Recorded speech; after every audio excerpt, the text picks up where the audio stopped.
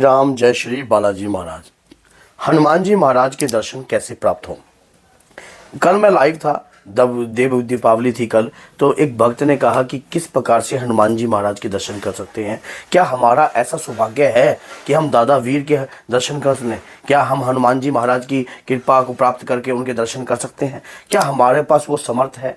तो आज मैं डिटेल में ये सारी जानकारी दूंगा। अगर आप चाहते हो हनुमान जी महाराज के दर्शन करना, अगर आप चाहते हो बाबा के दर्शन करना, तो आपको किन किन बातों का ध्यान रखना है और किस प्रकार से उनके दर्शन आपको प्राप्त होंगे और कैसे आप जान पाओगे कि वाकई में ये बाबा की कृपा ही है, उन्होंने स्वयं मुझे आकर दर्शन दिए। मन में इस प्रकार की बड़ी विडंबना रहती है कि हम जो पूजा पाठ कर रहे हैं, नित्य मंत्र जाप करते हैं, माला का जाप करते हैं, हनुमान चालीसा का भी पाठ हम करते हैं, क्या हमारे देवता उस पाठ से प्रसन्न भी होते हैं या हमारे देवता तक वो पाठ जाता है या नहीं जाता? अगर जाता है तो क्या वो हमें दर्शन देने भी क्यों नहीं आते?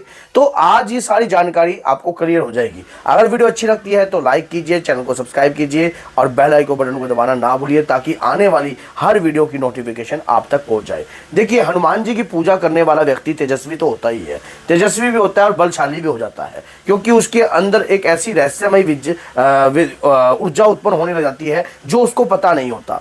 एक भक्त ने 20 साल तक हनुमान चालीसा का लगातार पाठ किया, एक दिन भी उसने मिस नहीं किया। तो उस भक्त के ऊपर क्या शक्ति नहीं होगी? देखिए, शक्ति को समझना, शक्ति को जानना, शक्ति को पहचानना, ये सबसे बड़ा विषय होता है। ये चीजें आपको मिलती हैं गुरु के सानिध्य से। गुरु के सानिध्य में जब रहकर आप किसी भी शक्ति की आराधना करते हो, किसी भी शक्ति का गुणगान करते हो, तो आपको समझने की ताकत जो है ना, कई गुना जो है आपकी बढ़ जाती है। जैसा आप हनुमान जी की पूजा कर रहे हो, हनुमान जी की पूजा करने में सबसे पहली बात आपको अपने हृदय में एक बात हमेशा याद रखना कि राम नाम की माला के बगैर हनुमान जी कभी प्रसन्न नहीं होंगे और कभी दर्शन भी नहीं देंगे। और जब आप निस्वार्थ भाव से प्रभु के नाम का सिमरन करोगे, स्वार्थ की पूजा और निस्वार्थ की पूजा, ये दोनों में फर्क है। अगर आप सिर्फ दर्शनों की अभिलाषा के लिए आप पूजा कर रहे हो तो हनुमान जी आपको शीघ्रता से दर्शन देंगे। अगर आपके मन में कोई पाने की इच्छा है, कोई और चीज पाने की इच्छा है, सिर्फ दर्शनों की है, तो हनुमान जी आपके सामने भी आ जाएंगे, लेकिन आपको पता भी नहीं लगेगा कि वो हनुमान जी हैं या वो क्या है। ऐसा बहुत सारे भक्तों के साथ हुआ है। अचानक ही आप हनुमान जी के मंदिर में बैठे हो और वहां पर राम कथा चल रही है, राम कथा आप सुन रहे हो, राम कथा सुनते सुनते सुनते सुनते आपके पास कोई बुजुर्ग आता है और आपको प्रसाद दे जाता है। आपको बुजुर्ग आता है, आपको प्रसाद दे जाता है, कोई बुजुर्ग आता है, आपको सिर पर हाथ फिर जाता है। आपको पता ही नहीं है कि वो किस रूप में आकर आपको दर्शन दे गए। अपने भक्त का भी उतना ही ख्याल रखते हैं जितना भक्त अपने इष्ट को पाने की इच्छा अंतर मन में जागृत रखता है। आपको इच्छा है हनुमान जी को पाने की, आपको एक काम रोज करना पड़ेगा। डेली एक काम करिए, डेली एक काम कीजिए, इस काम को कभी नहीं छोड़ना अपनी लाइफ के अंदर। आज अगर आपने ये बात गांठ बांध ली तो आप सोच लो कि आपको हनुमान जी 41 दिन या 108 दिनों के अंदर दर्शन दे देंगे। अपने आप आपको दर्शन देंगे। क्या है? पहली बात तो हमारी वो आंखें नहीं है जो हनुमान जी को देख ले।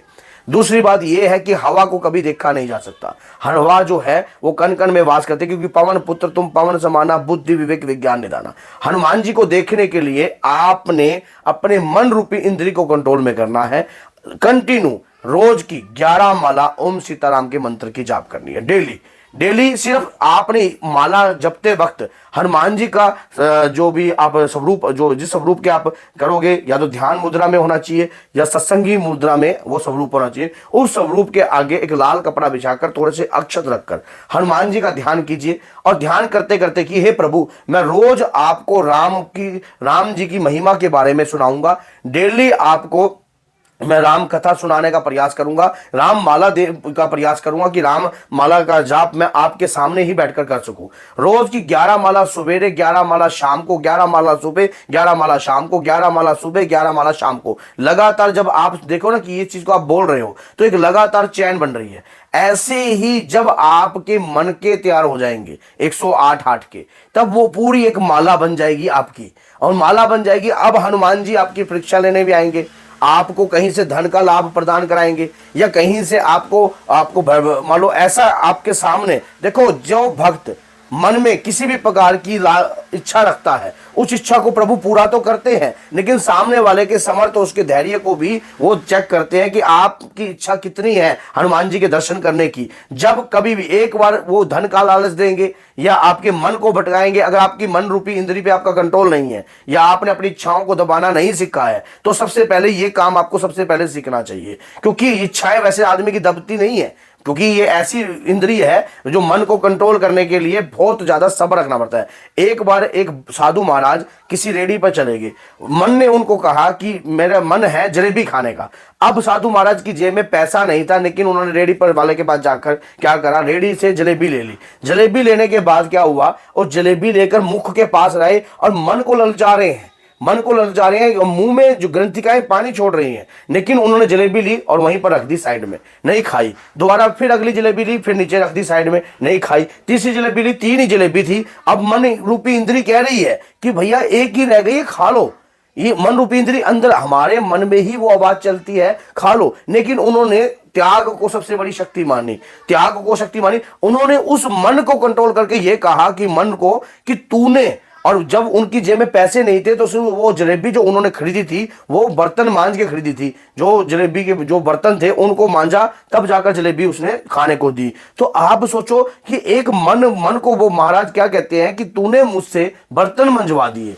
इस मन रूपी इंद्री की कितनी तीव्र गति होती है। इसको कंट्रोल करने के लिए सीताराम की माला का जाप होना बहुत जरूरी है। हनुमान जी आपको तरह तरह के आपके सामने लालच आ सकते हैं, तरह तरह की आपके सामने चीजें आ सकती हैं, लेकिन अगर आपका आपके इष्ट के प्रति पूर्ण विश्वास है तो हनुमान जी स्वयं आपको दर्शन देंगे, स्वयं आपको दर्शन देंगे। मैंने एक वीडियो भी बनाई थी कि जब बाबा के पहली बार मुझे दर्शन स्वरूप प्राप्त हुए तो उस मेरे साथ जीवन में क्या बदलाव हुआ। वो वीडियो मेरे चैनल पर ही है, क्योंकि मेरी आंखों में उस वक्त आंसू आ गए थे बताने में।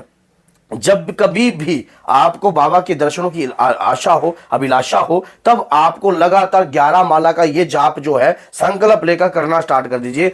आपको 11 दिन के अंदर, 21 दिन के अंदर, 41 दिन के अंदर, 108 दिनों के अंदर आपको आपके दादा के दर्शन जरूर होंगे किसी भी रूप में। हनुमान जी आपको साधु के वेश में आकर दर्शन दे सकते हैं, वानर के रूप में आपके पास आ सकते हैं, या आपके घर के बाहर कोई साधु आ सकता है आपसे कुछ मांगने, या कुछ ऐसे संकेत आपको प्राप्त हो सकते हैं जो आपकी इंद्री, जब हम किसी भी अपनी अंदर की भावनाओं को कंट्रोल करना सीख लेते हैं ना, तब किसी चीज को समझना भी हम सीख लेते हैं कि किस प्रकार से देवी देवता हमें दर्शन देते हैं। देखिए, भगवान के प्रति करी भी पूजा, याचना, साधना कभी भी किसी भी व्यक्ति की, किसी भी भक्त की व्यर्थ नहीं जाती। उसको दर्शन आज नहीं होंगे तो कल होंगे, लेकिन होंगे जरूर। तो यही चीज आप देखिए कि जब भी कभी आपके मन में दर्शनों की अभिलाषा हो तो इस प्रकार से आप, और कोई मंत्र नहीं है कभी आप सोचो कि हनुमान जी किसी और मंत्रों से आपको दर्शन देंगे, नहीं।